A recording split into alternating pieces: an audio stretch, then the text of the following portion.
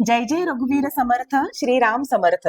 श्री समर्थ रामदास स्वामी रचित मनाचे श्लोक आणि त्यावर विश्लेषण केले आहे सांगली येथील श्री विश्वनाथ यज्ञेश्वर छत्रे यांनी.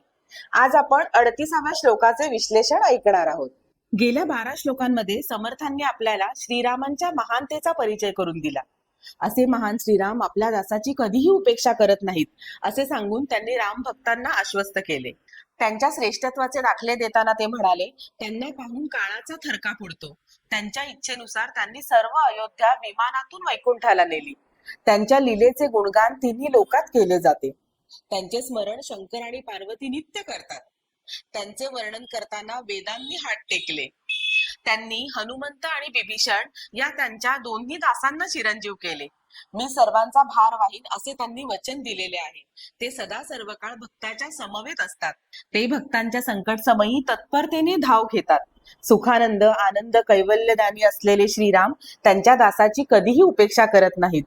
येथून पुढील 5 श्लोकात समर्थ मनाला सांगत आहेत की तू रामरायांच्या ठिकाणी गुंतून राहा. मना प्रार्थना तुझला ऐक आहे, रघुराज थकीत होऊनी पाहे.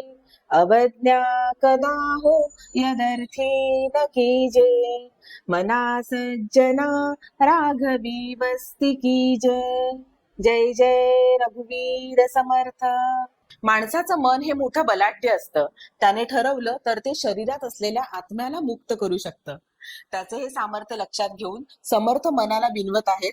त्याची प्रार्थना करून म्हणतायत, रे मना, मी आतापर्यंत तुला सांगितलेली श्रीरामांच्या मोठेपणाची कहाणी लक्षात घे.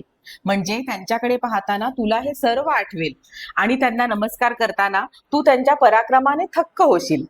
त्यांची कधीही अवज्ञा करू नकोस, म्हणजे तुझे भले होईल. सर्वांनी न्याय व नीतिमत्तेचे पालन करावे अशी रामाची आज्ञा आहे. श्रीराम त्यांच्या अवतार काळात सर्वांशी न्यायाने वागल्याचे दिसून येते.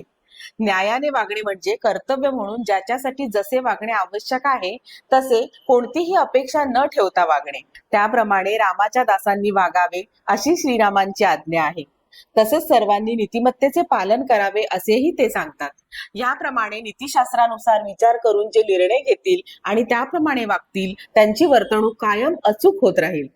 याप्रमाणे जे वागतील त्यांच्या मनात सतत रामाचे विचार येत राहतील. त्यांच्यावर ओढवलेल्या प्रत्येक प्रसंगात श्रीराम कसे वागले असतील याचा विचार करून ते तंतोतंत तसेच वागण्याचा प्रयत्न करतील.